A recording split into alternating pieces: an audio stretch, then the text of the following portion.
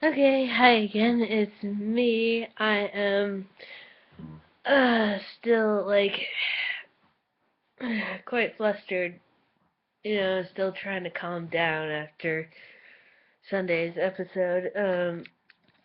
It's yeah, and I'm going to Florida tomorrow or today rather, and I have to get up early, and I don't know how anybody expects me to calm down and get a good night's sleep after that episode. So I'll be plenty tired tomorrow, but tonight is just I actually think it's a good idea that we have a long hiatus because it's good to, I don't think it's good to have too much once upon a time in your life because then it's just too much on the nerves. You need time to calm down, focus on other things, just because this show, I swear to God.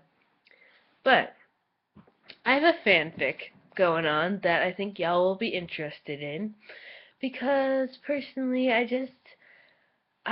know a lot of people have fanfics, but I really like my story, and I feel like everybody needs to have a fan fiction to comfort them and because when you create a story, you're in charge of that story. You get to have a say in what happens, and you control when things are getting too bad and you don't like it anymore. You can find a way to make it better, and you can kind of make your own story and control the ups and downs and so I commend anyone out there who does fan fiction. But I know I don't write fan fiction because I just I don't know, I just can't. I don't know why.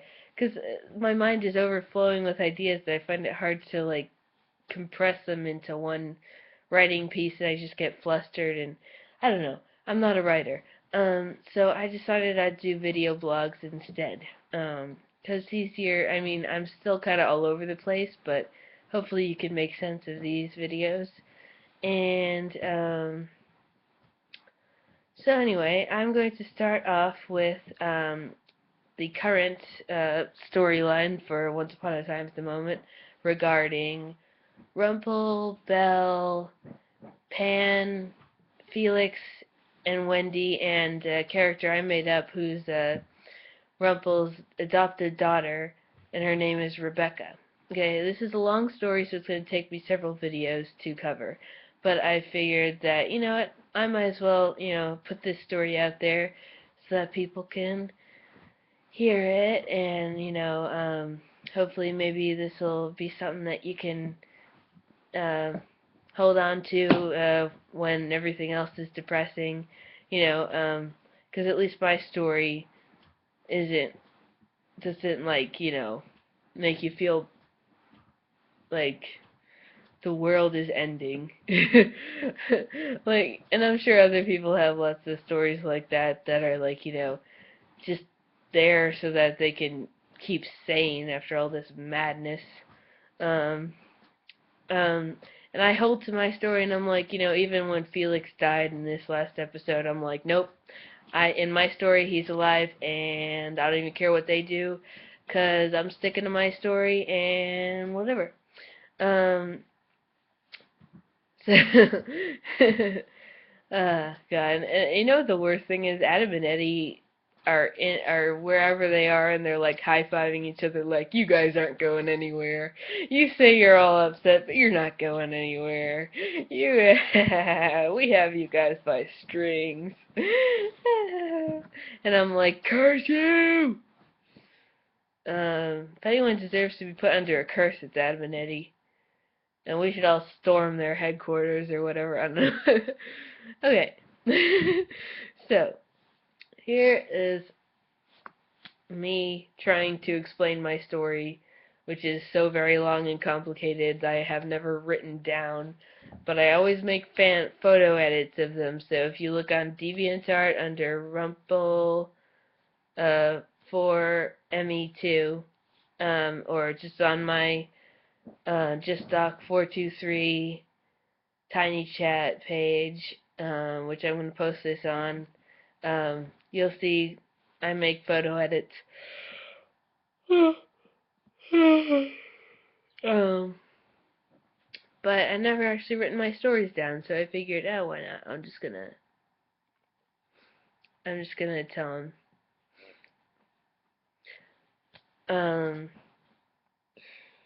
Okay, so where do I start? Well, I said I'll start with the current series of events, which I'll probably end up backtracking, but anyway, though. So, let's start with the beginning of this episode with the whole thing with Felix. Well, in the episode, Pan rips out Felix's heart and crushes it. But in my story, see, Pan, Wendy, and Felix are all like, I would say they're like, they're very close. Alright, and, Wendy is a vampire. Now, I will explain how this happens. I'm trying to gather all my information together to articulate it properly, which is very hard for me. So when they first got to Neverland, she was trying to rescue Balefire, and obviously that didn't work out. She got captured, and Pan kept her in a cage for a while. Um, but then Felix took a liking to her, and they end up falling in love, and Felix and Wendy. I don't know. I just kind of liked the idea of them being a couple. So, I just that Felix was just like didn't like seeing her in a cage like that, and wanted to let her out and everything. And then he talked to Pan about letting her out, and then Pan does develop some feelings for Wendy, but it's more like Wendy and Felix, and then Pan's the leader, and then Wendy develops like more. I wouldn't say she's. I mean, she's not evil, but she's like definitely not evil, but she develops more of a badass character whilst in Neverland. Because remember, I don't have every single plot point figured out, but they've spent hundreds of years on Neverland, so it's like, over that course of time, Wendy develops a more badass character, and at some point in that time, she becomes a vampire because Pan is trying to figure out how to stay alive forever, and he tests this thing out, and it turns out to be a thing that causes someone to become a vampire. And Wendy, she like over the time she was in Neverland, she became friends with Peter, and she became loyal to him just like Felix. And it's almost like um it's definitely not the way things turned out in the show. Like, Wendy has every reason to hate Pan in the show. But it's not like that in the show. Like, it started off where he was holding her captive, but then soon after, not long after she got there, he, let her into the camp, and then he slowly kind of just, like, let her into their circle, and then they were having, then soon they got to be friends, and they got adventures and everything, and then, she grew really close to him because, he was all she had at that point, because she was taken away from her family and now he's all she had. And you know how sometimes when your captor is all you have, you develop a relationship, kind of like Stockholm Syndrome, except not exactly, but I don't know. Anyway, you see, I'm all over the place here.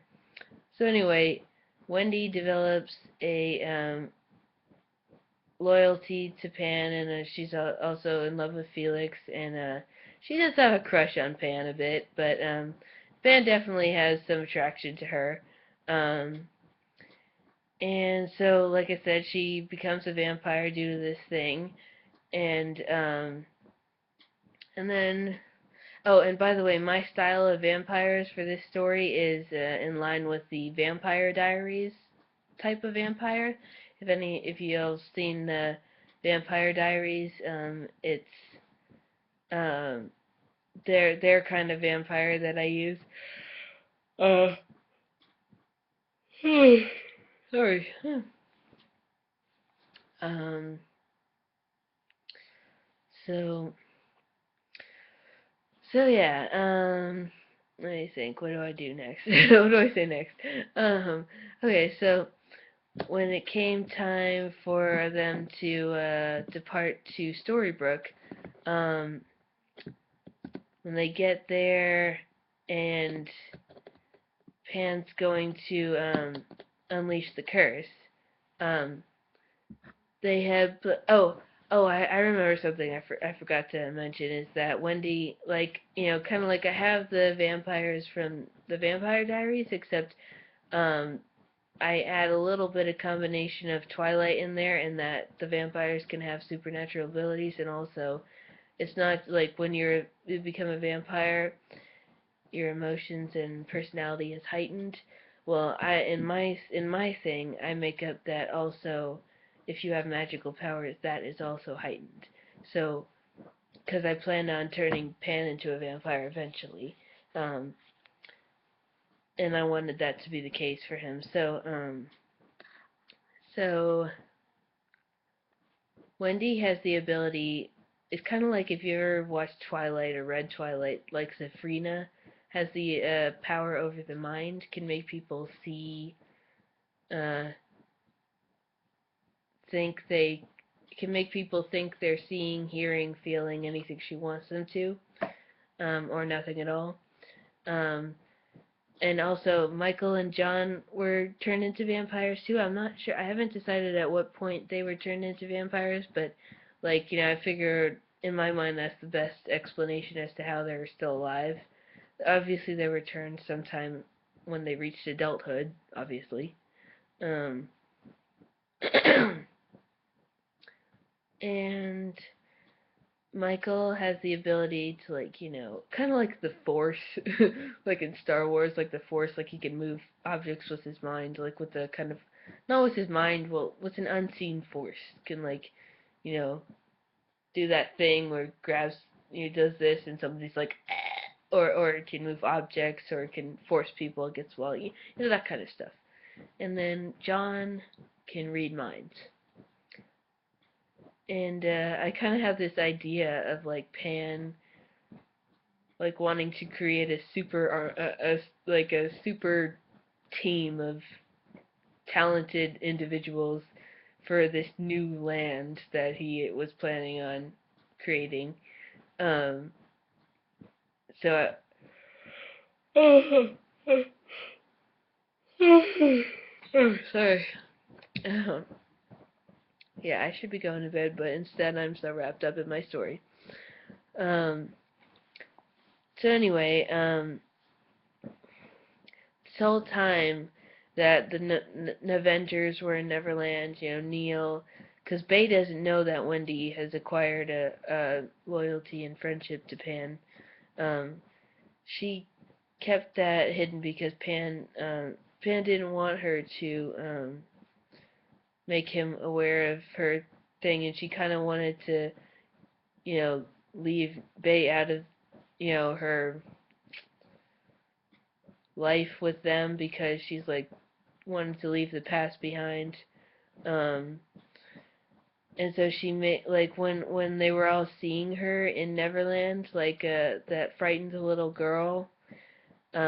She was making them think that they were seeing her as that, but in fact she is not. Um, she doesn't look messed up like that. She doesn't look like she hasn't taken a shower in a while. She looks, I would say her outfit is kind of like, in the Once Upon a Time in Wonderland, Alice's outfits, kind of like that, with a more of a pirate-ish style to it. Um, so there's that, and then she's been doing that all along to, like, keep people's suspicions off of her. Um, and gosh, I know I'm all over the place here. Um, so I hope y'all are able to make sense of this video. Um, so then, because there's so much to it.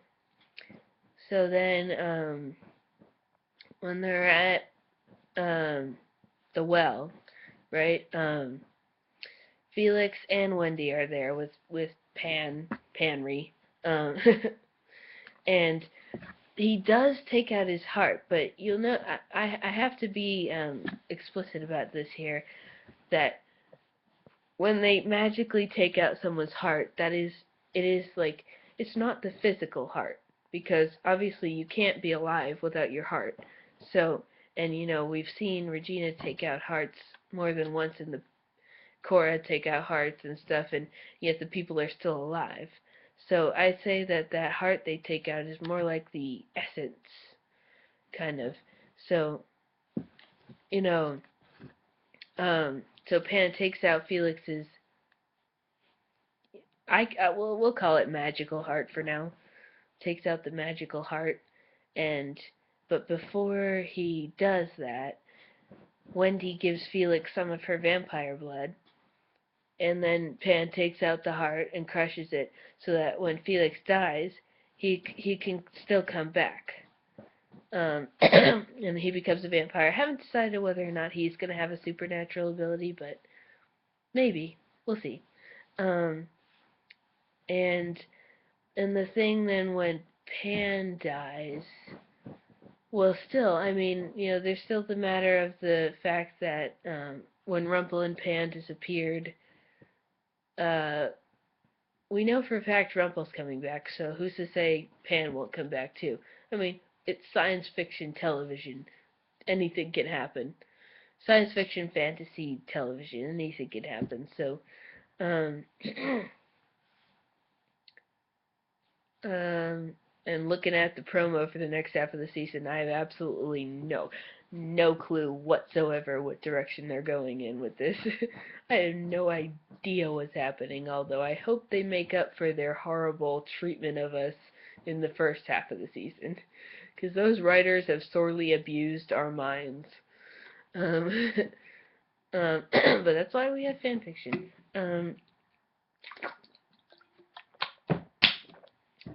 So, let's see. I just want to go over my story basically because there's so much to it. It's hard to articulate. Um, so, okay. So so what we've gathered so far is that Wendy, John, and Michael are vampires. Felix becomes a vampire. Wendy, Peter, and Felix are all very close. They're like I would say kind of like in the Twilight movies, a coven, but more like a family, but not really a family. I'm not sure, but they're close. They're homies. They're the homeboys and one girl. um, and they're very loyal and devoted to each other. Felix and Wendy have a romance going on. Wendy kind of has a bit of a crush on Peter, and Peter definitely hits on her a lot. Um, but Felix, and Felix, he doesn't, he loves Wendy, so he doesn't really, I mean, of course, he doesn't really feel all that comfortable about Pan hitting on her and all that, or if Pan's ever abusive in any way, shape, or form. But at the same time, it's kind of like, he knows Pan's powerful, and, how could he stand up to him? So he's kind of like torn in that position. And, there was a point in time that, it kind of like, after they get to Storybrooke, but before the curse is cast, in which Felix and Wendy were talking, and Wendy was like, Felix was like, like you were with like a couple of, he's like, recently in Neverland, like you were with Pan, like what, like 'cause he kind of like he's loyal to Pan and loves Pan, but he loves, like, with true love, he loves Wendy. Um, but at the same time he's not overly fond of the idea of sharing her with anyone. Um, so um, so he's a bit upset about that, and Wendy's like I know you're not entirely comfortable with this, but please don't say anything to Pan that'll make him upset, because because you know how he is. Like I don't want him to like come to a point where he feels like he has to kill you to have me all to himself, you know, because she knows that she cares, she's loyal to Pan, cares about Pan, but at the same time she knows what he's like and she loves Felix. So it's that kind of complicated relationship. Um, um, and so right, what was I gonna say next? Okay, so we got that down about all them, and then when Pan and Rumple disappear, I feel like we don't know where they're gonna end up. But in my story, as of right now, because I change my story periodically depending on what I see or want to add to it based off of the show. Um,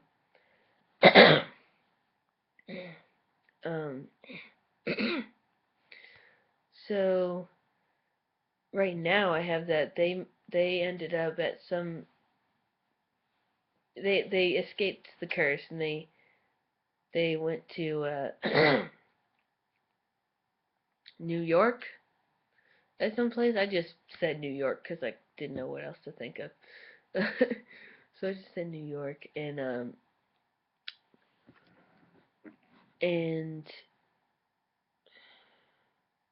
Wendy, Felix, and the Darling Bros escape the curse also, and they end up um or do they escape the curse? I don't know. They escape it in a way. Maybe Pan had something in this grill that made it so that they would be transported elsewhere but not be affected by the curse. Like they still have their memories intact and everything. Um, so they all get sent, like the Neverland. I call them the Neverlanders. The Wendy, Felix, John, and Michael. And Felix and they all think that Pan's dead. And Felix and Wendy in particular are very distraught. They're like, because like I said before, Pan was, you know, all they knew, all they had for so long that you know it's like their whole world has come apart. You know, like you know, the whole foundation has been collapsed. You know. And so they're all like pretty distraught, and you know Felix is a vampire now too, and Wendy's been a vampire for a long time, and you know how emotions are heightened when you're a vampire, so when you feel grief, you really, really feel it. And there's always the whole humanity switch thing, so it's all they can do to stop from turning off their humanity, because, you know, they try to help each other with that, but, you know, they're suffering, and so John and Michael are the ones who have to step in and help them and make sure they don't turn off their humanity. Um, I'll talk about my Rumbell, Rumple, Rebecca story in another video, but for now I'm just talking about this one. And my voice is going, so I'm gonna have to stop talking soon. But I will make another video sometime. I'm going away this week, so I have to make it when I come back.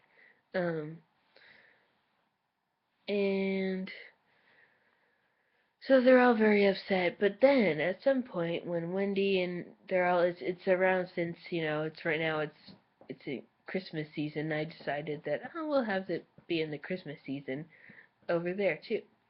Um, so they're in town. They're in downtown New York City, and they're walking around. You know, John and Michael convinced Wendy and Felix to go out to dinner because you know just because they want to try to get their minds off the situation, even though it's hard. But you know, um, so they're downtown. They're in a restaurant, and then Wendy sees someone who she vaguely recognizes. And later she mentions this to Felix. She's like, "I swear, remember when Pan was when Rumple stabbed Pan and and by the way, saying that was really hard for her because, you know, didn't want to, every time they brought that up, every time that's brought up, that she's like hurting about it, and so is he too. And Felix is kind of, when Wendy's saying, "I thought I saw Pan," he's really he gets really upset and defensive and everything, because he's like he's hurting too, but he's like so hurting that he doesn't want to get up hope that Pan's still alive, because what if he's not, and then he's gonna have to suffer all over again. Um,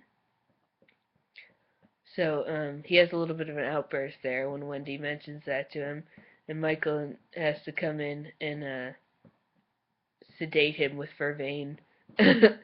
um, and Wendy had John go out and scope the area for Pan, because he can read people's minds, he can hear people's thoughts, and so he can go out and like try to find Pan. And like, well, but if he's Pan, he might have magic, and you won't be able to see through that. And he's like, well, no, we're in a land without magic, so he won't have something blocking his mind. So he goes out to try to find Pan, and then I haven't got past that. So that's my story as of now, and I hope that made some sense. And um, tune in for other videos, okay? And I hope y'all like my story. I'll make more photo edits sometime. But anyway, bye bye.